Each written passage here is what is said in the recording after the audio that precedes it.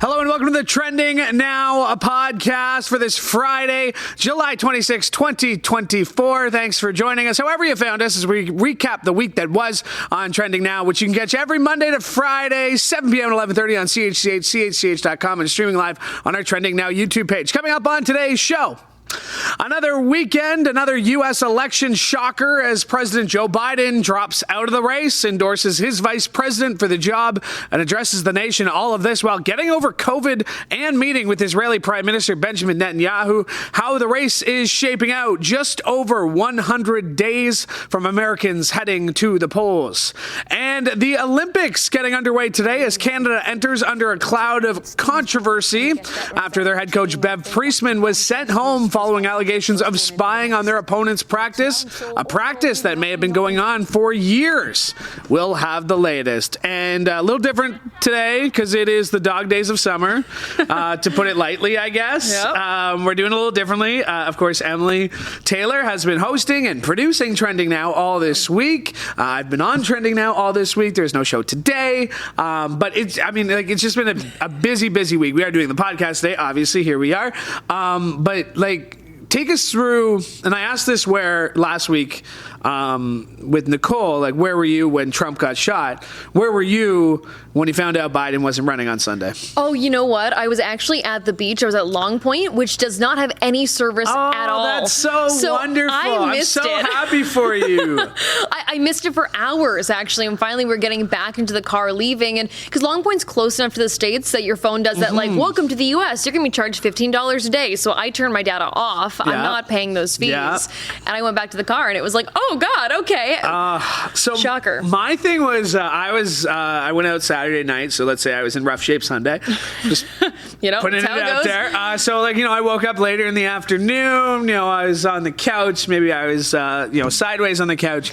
And then I saw it on Twitter, and then I immediately switched to one of the news channels, CNN, MSNBC, and nobody had anything. And I was like, what is happening? And I understand TV, sometimes things may be pre-taped, believe it or not. Sometimes things are pre-taped. So I'm like, how have they not cut in? And it was Jen Psaki. It was MSNBC I was watching because it was Jen Psaki, Biden's former press secretary, his first press secretary when he first got into office. And then I'm watching the clock go by, and I'm like, I've already texted my buddies because I'm a news guy. I need to tell people. Oh, yeah. Even if it's just my friends, I need to tell them right away. You're the one in charge of telling your friend group what the news is. I get that. Is that you? Yes, okay, absolutely. Exactly. So you know how I feel about that. Yeah. And they're asking me, where did you see this? What? Yeah. I'm not throwing out fake news here. Twitter. It's Twitter. It's from Biden. So finally, 5 minutes after it happened, the news cut in, and then it was just for 12 hours, I was glued to it. I couldn't turn. Not actually 12 hours because, like I said, I was in pretty rough shape. But it felt like 12 hours. It felt like those 12 minutes of coverage I watched. Were you expecting it? Were you not? What were your thoughts? I think yes and no. I think from the beginning was saying that he will drop down. Because I think the comparisons here for us were, will Biden drop down? Will Trudeau drop down? My theory, Biden, I said, will drop down. Trudeau will not. I'm still sticking with that one. But I didn't think Sunday was necessarily going to be the day. And apparently he made this announcement so quick. Some of his key aides didn't even know. Apparently none of the news stations knew in advance. It really was very, very tight-lipped. And he's like, okay, statement on Twitter, go, launch. Yeah. And it was really quick. And like I said, I go to immediately change to a 24-hour news channel because that's just who I am. I want to see how other people react. Yeah. How would we have reacted in that situation? Who was the first person they talked to? Who's the first anchor that's on camera? I'm such a broadcast nerd that's what I'm looking for. But yeah, no, it was just a weird day, and I guess we shouldn't be too surprised though. Yes. Last week it was even amongst all the we're sticking with him. Last week when Nancy Pelosi was saying, hey, the polling numbers started shifting. If you were paying attention, this shouldn't be a huge shock. No. I think the question was really just, will he continue on for the sake of continuing on and almost sort of his pride, or will he finally listen to these polling numbers? Because you're right, they've been saying for a very long time that this is not going to work for him. There were the fears of another debate, what that would look like. He did nothing at all from the debate to the point he resigned to reassure people I think he thought he was, though, right? I think he thought those interviews were reassuring to people, and most people were like, well, it wasn't as bad as the debate, but I'm not reassured. Well, last week was the Lloyd Austin, his defense secretary, on BET, referring to him as the black guy. Yep. Like I said, if you were paying attention, I don't think it came as such a shock. It's still shocking to see. Like, it's, it's a point of, it's never happened before. It's never happened, in a situation like this. But I think the COVID actually was the tip-off. That point where I was like, okay, I mean, there was a lot of conspiracy out there saying he doesn't actually have COVID. He's just like, taking a little breather, stepping out of the spotlight, and then he will announce. I don't think that's true. I think he probably had COVID. But I think it was just like another thing on top of this where it's like, oh God, this is not the time you want the president to have more brain fog than usual. Be taking time off of the campaign trail. He already has enough during his, already has enough problem like following what's going on, saying the right names, saying the right dates. Like it wasn't looking good. So of course, again, me being watching this all happen live in real time in my own sort of brain fog, let's put it on Sunday. I thought it was interesting because, of course, the first thing in his letter, he makes no mention of endorsing anybody. Yep. And then right away, that is the number one talking point. So, he didn't endorse Kamala Harris. He didn't endorse Kamala Harris.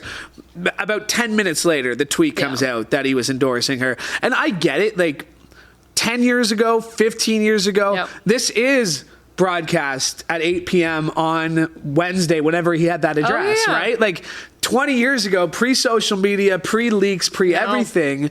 But now it moved so quickly that we didn't even have time to oh, man, Biden. It was Kamala. And it has been. And it is just taken off. Talk a little bit about your expectation that was going to happen, or did this come out of nowhere? No, I was surprised by that, actually, more than anything. Biden stepping down, not super surprising. I figured he would endorse Harris. That's kind of the next step, especially when it comes to the question of money. That was one of the big things, 96 mil in the campaign coffer. Can that be transferred to another candidate? It doesn't really matter. We know it can be transferred to Harris, right? So she was going to take that and run.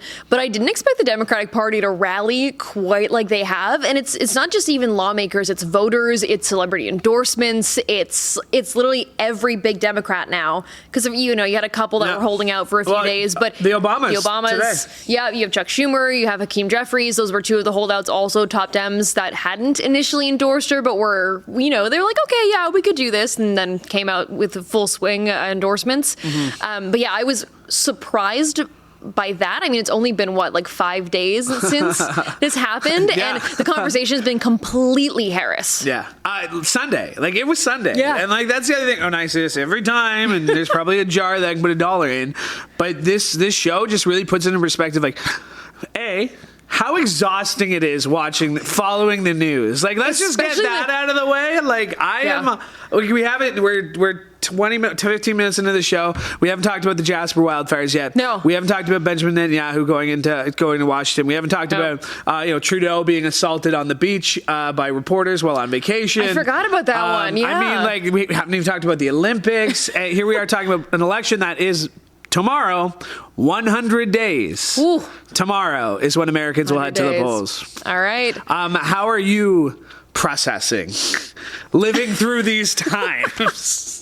And maybe that's not the right way to put it, but how are you? What's your trick? Like I said, going to the beach, turning off your phone. Yeah, sounds like a great piece of advice that I should follow. But what's your advice to people who may just feel overwhelmed by what's going on right now? Honestly, I don't watch a ton of news all the time. I really can't handle it. I think good with my professional detachment in my workplace, but the second that I leave, I very much feel everything. And especially with something like the U.S. election that will impact us Canadians so deeply, and isn't just do you want this candidate or this candidate? It is looking at a real likelihood of a second Trump presidency. That's really crushing sometimes. So I can't do all the think pieces about it. I can't read about what people are predicting happening with that. I really need to turn that off. I'm an Atlantic subscriber. I'm a big fan of the Atlantic magazine. But they're notorious for putting out entire issues just about what would happen if Trump was president. What would happen to the Supreme Court if Trump was president? And I'm I can't do it. We haven't talked about JD Vance. Yes. The comments that have come out of him, the childless cat lady, which on that comment, what's not, I feel like, being talked about is kind of the homophobic slam on Pete Buttigieg. Yes. Like, Who we're talking about who first of all has kids and is not a lady. Yeah. I mean, like, I feel like a lot of people are glossing over that fact just by saying, like, oh, childless cat ladies, ha ha ha, like AOC, Pete, like, there was more than a tinge of homophobia in a comment like that. It is a 2021 comment, and I actually don't know when Pete had right after Pete yeah, has exactly. kids. Okay. But I mean, like, and we haven't talked about any of the potential VP candidates. Well, we have 100 days to talk about that on Trending Now, so we will definitely get to that. Real quick on the Jasper stuff, those scenes absolutely devastating from what we're seeing out of a beautiful resort town. I'll admit I've only been there once or twice. My preferred route was through Calgary, but any people who were in Edmonton, just some of the images we're seeing, and just kind of the wildfire season, again, just a terrifying part of the year.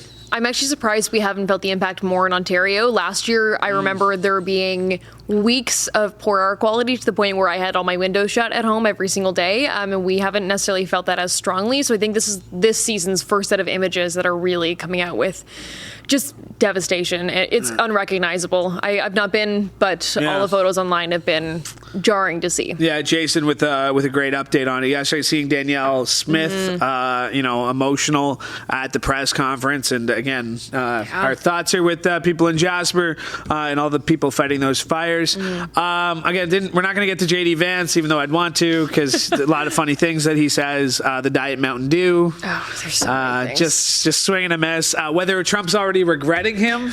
Anthony Scaramucci was on CNN, I think, last night. He said, now we got to wonder how many Scaramucci's he's going to last. So we'll see. I could actually predict Trump pulling him and putting somebody else on. You think? Oh, just the chaos agent? Because he'll just blame, he'll say, well, the Democrats changed theirs up last minute too, I know. right? On paper, he's perfect for Trump's campaign, but in practice, it hasn't really been hitting the way that I think he thought it would. And again, I'm sure he's going to put his foot in his mouth a couple more times between now and Election Day. Yep. Let's talk about this Bev Priestman situation. I have the story, 2 days ago. It's had some updates since then, of course. Bev Priestman originally took herself out of the first game, which was on Thursday. Now she's been sent home. This seems like it's a bigger deal now. Canada Soccer saying, this might have been going on longer. Yeah. Not a great look. No, this is astounding to me. I thought it was, frankly, just kind of stupid to be caught with a drone at your Olympics practice. I don't know why that was a good decision. There's obviously so much surveillance happening right now in France, in Paris, because of the Olympics. Why would you just... And my understanding also is that drones are not fully legal in France either. You can't just fly a drone wherever you want. Yeah, one of the operators was arrested. Like one of the Canadian guys sent home, Canadian people sent home. Now there's been 3 of them, including the head coach. Was arrested with a promise to appear, or however it worked out. But flying a drone, the fact that it's been going on for a while. This is the defending gold medal champion. I mean, like, just classic. Like, can't just go into the Olympics. Like, and I was complaining about this because my grandma said something, but like, there should be more good news. And you're like, yes, the Olympics, finally, some good news. And now we're going into it with this cloud of controversy, however the British say it. Controversy.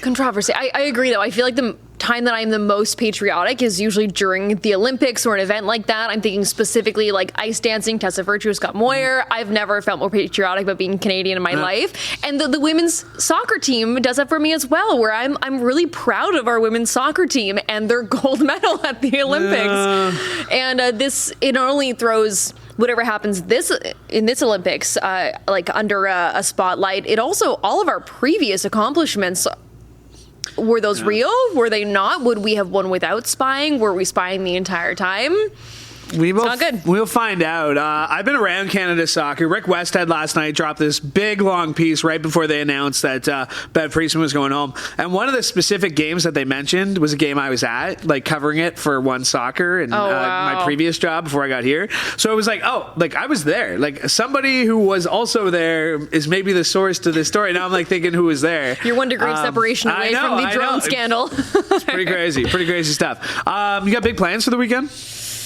Good question. What am I doing this? Oh, it's my brother's birthday. Oh, yeah, yes, you talked about that. Yep, so we're... Are you a gathering or a going out place, people? We're a big escape room family. Oh. Yeah, we're very into like puzzles and games as a family, so we've done literally dozens of escape rooms together. So there's a new one at one of our favorite places. So we're going to go try the new room. We just won't do any scary ones because my mom... Like where people jump out? Yeah, that's not for my mom. Is it a very organized process? I can imagine like you're listing things, you're pointing things out right away. Oh yes, we've done so many of them together. We all have our own strengths. Yeah. So like my mom's a 5th grade teacher. She does all the math problems. Yeah. my dad, any room that's like scary or dark, my dad goes in first. Okay. Like he's the brave one, you know? Yeah. My brother is great spatially. Like he's just got a really good like puzzle mind. So he's good at puzzles. I do whatever's left. I don't know. That's awesome. Well, enjoy. Yeah. Thanks for doing this. The podcast's a little different today, but we work with what we got, I guess. Exactly. All right, which is what we've done all week. You've done a great job hosting. You've done a great job reporting. Oh, thanks. Come on. We should mention a little programming note. No Trending Now next week. So if you're looking for us, they will be on repeat. So just as a heads up, if you're wondering where we are, refer to this clip on the podcast as to where we are. Thanks so much to Emily Taylor for sitting down with me throughout the show. Thanks to Chantel Grillo for producing and directing today's show. Hey, we could not do without you, the viewer, and we want to make sure you subscribe to all of our various social media channels on Trending Now. That includes on X and on YouTube. And while you're liking and subscribing and all that stuff, why don't you go ahead and do that for our podcast and go to chch.com/podcast, or if you're watching, scan the QR code that is on your screen. One more time, thank you for listening. From all of us here at CHCH, I'm Louis Becko. Have a great day.